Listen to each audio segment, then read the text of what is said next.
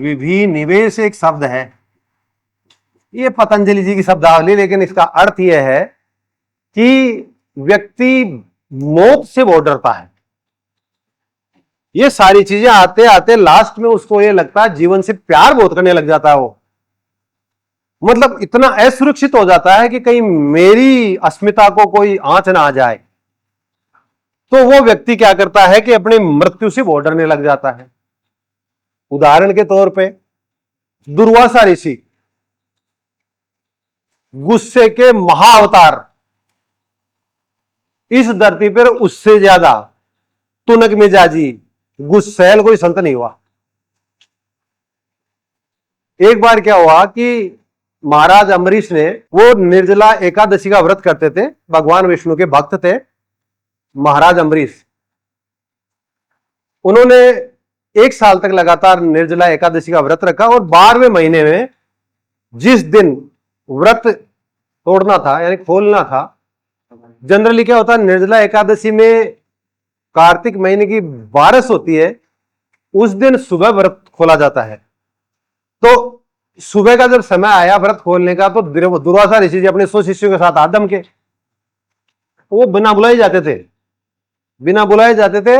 और इतना मतलब उनको गुस्सा आता था, छोटी सी बात पे गुस्सा कर लेते थे, श्राप दे देते थे, भस्म कर देते थे लोगों को, बहुत अत्याचारी थे मतलब एक तरह से। तो वो आए तो राजा अम्बरीश ने उनकी बहुत सेवा भगत की, तो बहुत अच्छा हुआ कि मुनि आप पधारे, मैं व्रत खोलने वाला था, आओ अपन साथ ही खाना लेते हैं। तो उन्होंने कहा कि मैं पहले स्नान करके आऊंगा और उसके बाद मिलूंगा।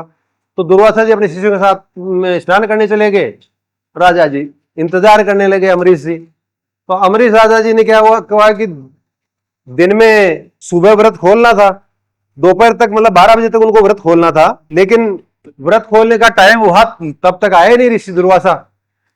तो जो ब्राह्मण लोग थे उन्होंने कहा कि महाराज आप तो व्रत खोल लीजिए, नहीं तो फिर आपके जो साल भर के व्रत वो सारे बेकार चले जाएंगे। तो वो बड़ी दुविधा में आ गए, क्या करूं। तो देखिए जो ज्ञानी लोग होते हैं ना उनके पास हर चीज का उपाय होता है। मतलब उन्होंने क्या किया कि आप पानी मत पियो, आप खाना भी मत खाओ, लेकिन एक तुलसी का पत्ता मुंह में ले लो, जिससे यह हो जाएगा मतलब कि आपने खोल भी लिया व्रत और नहीं भी खोला, समझ रहे हो ना, दोनों तरफ चल जाएगा काम। तो उन्होंने ऐसा कर लिया। इसके बाद में दुर्वासा जी आए, उनको पता लग गया, वो तो अंतर्यामी थे, जानते थे दूसरों के मन की बात। कि अम्बरीश तूने तो मेरा अपमान कर दिया, तेरे को पता ही नहीं अतिथि सत्कार कैसे करते हैं, तूने तो व्रत खोल लिया मेरी एब्सेंस में और मेरे को बिना खाना खिलाए।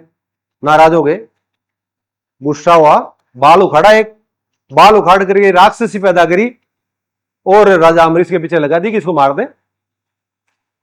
अब वो भगवान विष्णु के भक्त थे, भगवान विष्णु का उनके ऊपर बहुत बड़ा वृहदस्त था। तो भगवान विष्णु देखा कि मेरे भक्त के ऊपर तो ये तो गलत लांछन लग रहा है, गलत काम हो रहा है। उन्होंने अपना सुदर्शन चक्र छोड़ दिया। अब सुदर्शन चक्र आया, उस राक्षसी को मार के राख का ढेर बना दिया। अब दुर्वासा जी के पीछे लग गया। दुर्वासा जी को घमंड था अपनी ताकत पर कि मेरे समान तो कोई है नहीं, मैं किसी का कुछ भी बिगाड़ सकता हूं। अब सुदर्शन चक्र पीछे लगा तो भय से तो सब डरते हैं ना, फिर भागे और साल भर तक दौड़ते रहे इधर उधर, कभी शिव जी के पास जाए, कभी ब्रह्मा जी के पास जाए, कभी इंद्रदेव के पास जाए कि मेरे को इसे बचाओ। तो सबने कहा भैया हमारे पास इसका कोई इलाज नहीं है, ये भगवान विष्णु के अलावा कोई नहीं बता सकता, ये वही वापस इसको रिकॉल कर सकते हैं। जैसे अपन ऑर्डर्स को रिकॉल करते हैं ना, जैसे भगवान विष्णु का ऑर्डर था कि जा तू मेरे भक्त को बचा। अब दुर्वासा ऋषि जी पूरी दुनिया ब्रह्मांड में घूम लिया, कोई बचाने वाला नहीं मिला, तो भगवान विष्णु के पास गया। तो भगवान विष्णु ने कहा भाई मेरे हाथ में नहीं है भाई, मैंने चला दिया, अब वापस मैं नहीं बुला सकता। ये तो जब चलता है तो जिसके उद्देश्य से जाता है उस उद्देश्य की पूर्ति करके ही आता है, पहले नहीं आता के। तो कि मुझे कैसे भी बचाओ, मैं आपके पांव पड़ता हूं कि पांव मेरे मत पड़े, पांव उसके पड़ जिसका तूने अपराध किया है, वही तेरे को बचा सकता है। अगर वो राजी होकर के खुश होकर के तेरे इसको कह देगा कि तेरे को माफ कर दिया जाए तो हो सकता, नहीं तो नहीं होगा। तो वापस गया, राजा अम्बरीश के पांव पड़े दुर्वासा ऋषि जी। तो वो तो शिव भक्त होते हैं, भगवान भक्त होते हैं, वो तो बहुत निर्मल पवित्र मन के होते हैं, उनके पाप द्वेष होता ही नहीं है, वो दुर्वासा नहीं होते। तो दुर्वासा ऋषि को माफ कर दिया और सुदर्शन चक्र से प्रार्थना की कि अब आप लौट जाएं, इन्होंने अपनी गलती मान ली है।